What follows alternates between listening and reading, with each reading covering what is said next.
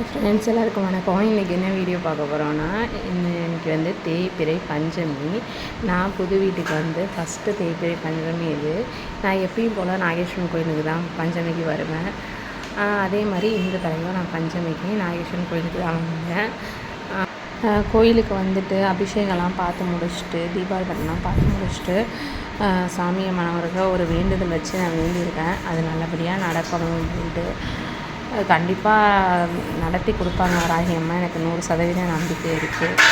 கோயிலுக்கு போயிட்டு நான் வீட்டுக்கு வந்து எப்படி சாமி கும்பிட்டேன் அப்படின்றத இந்த இதில் பார்க்கலாம்.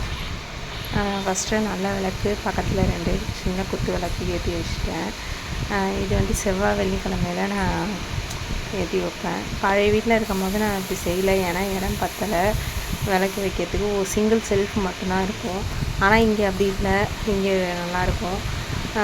சாமிக்கெல்லாம் பூலாம் வச்சுட்டு வராகி அம்மனுக்கு அரளிப்பூவால் மாலை மாரி கட்டி போட்டுருந்தேன்.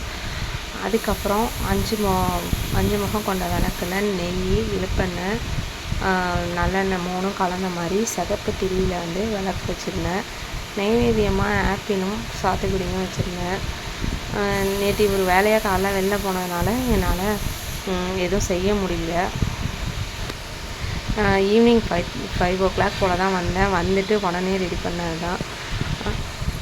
இனிமேல் தான் நான் பஞ்சமிக்கு வீட்டில் சாமி கும்பிடுவேன்.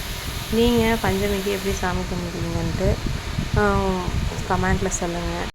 உங்களுக்கு இந்த வீடியோ பிடிச்சிருந்ததுன்னா லைக் பண்ணி ஷேர் பண்ணுங்கள்.